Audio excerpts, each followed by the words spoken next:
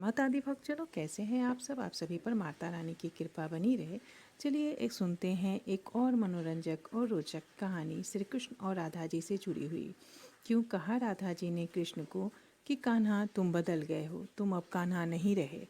क्यों कहा राधा जी ने ऐसा। वृंदावन से मथुरा जाने के बाद श्री कृष्ण फिर कभी भी वृंदावन वापस नहीं लौटे थे। केवल 2 बार वो राधा जी से मिले थे, एक बार कुरुक्षेत्र में और दूसरी बार उस मुसल घटना के पहले, जब शराब पीकर आपस में यादव यदुवंशी लड़ते हुए मारे गए थे। प्रभास क्षेत्र यादवों का एक बहुत ही पवित्र स्थल था और यहाँ का शिवलिंग भी जो सोमनाथ का है वो प्रभास क्षेत्र में ही है।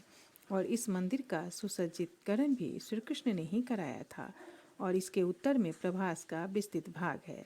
इसी स्थान पर मैदान से थोड़ी दूर पर बहेलिये ने श्री कृष्ण के पैर में बाण मारा था। यहाँ हर वर्ष पर पूजा समारोह होता था जिसमें यादव गणतंत्र के सभी लोग आबाल वृद्ध भाग लेते थे। गोलोक जाने से पहले एक बार श्री कृष्ण ने समस्त ब्रजवासियों को प्रभास तीर्थ में मिलने के लिए बुलाया था। वृंदावन से जाने के बाद राधा कृष्ण की यही दूसरी और अंतिम भेंट थी। रुक्मणी भी आई थी।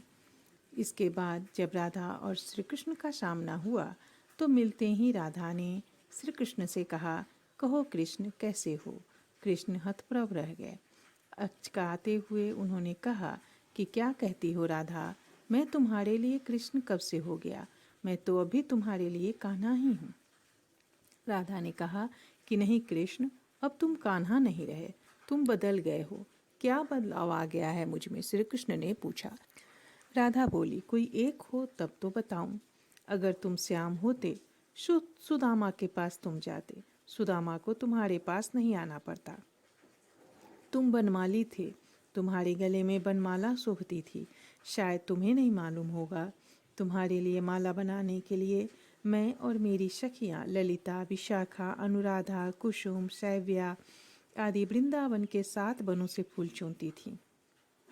कितनी बार बाहों में खरोंचें आई, ओढ़नियाँ फट जाती थी, घर पर मार पड़ती थी, पर जब तुम वही बनमाला पहनकर हंसते थे तो आत्मा तृप्त हो जाती थी। लगता था कि लोक परलोक दोनों बन गए। आज तुम्हारे गले में वह बनमाला कहाँ गई। आज तुम्हारे गले में हीरे जवाहरात जड़ित सोने की माला है। जिन हाथों में मुरली शोभायमान होती थी उन हाथों में सुदर्शन चक्र आ गया है। जब तुम मुरली बजाते थे तो मनुष्य क्या पशु पक्षी भी सुनने के लिए जुट जाते थे। आज उन्हीं हाथों से संहार कर रहे हो। लोग कहते हैं कि तुम भगवान हो और ऐसा तुमने भी गीता में कहा कि तुम परम ब्रह्म हो, तुम ब्रह्म हो, पर मैंने तो तुम्हें ब्रह्म माना ही नहीं। तुम तो मेरे नंद के लाल मुरलीधर श्याम थे। एक सामान्य ग्वाला तुम्हारे इस रूप का तो पता ही नहीं था।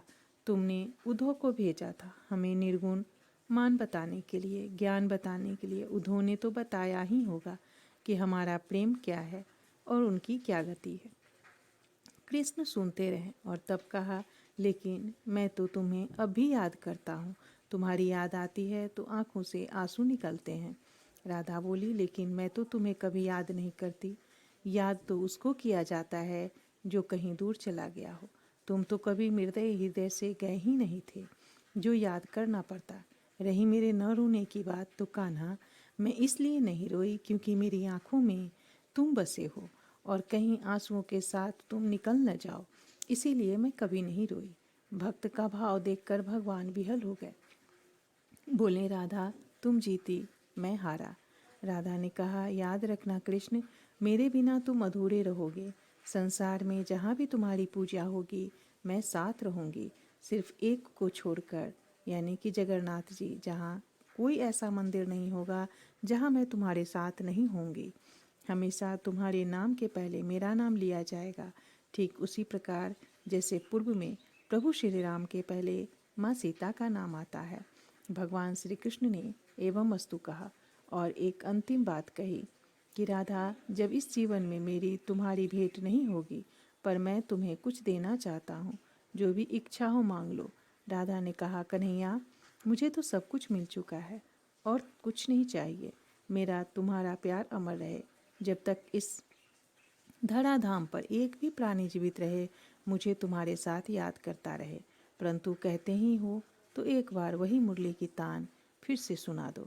भगवान भक्त की शिक्षा को टाल न सके, जबकि सर्वज्ञ सर्वशक्तिमान कृष्ण इसके भयानक परिणाम को जानते थे। फिर भी उन्होंने बहुत दिनों से संजो कर रखी हुई बांसुरी निकाली और एक अद्भुत अविस्मरणीय तान छेड़ दिया। सारा संसार तरंगित हो उठा। यद्यपि श्री कृष्ण ने अनेकों बार मुरली बजाया था, पर यह तान विलक्षण थी, अद्भुत शांति थी और हृदय के तार को झंकृत करने वाली थी। ऐसी धुन न तो कभी बजी थी और न ही कभी बजेगी। सुध बुध खोकर राधा वंशी की धुन सुनती हुई श्री कृष्ण में ही समा गई।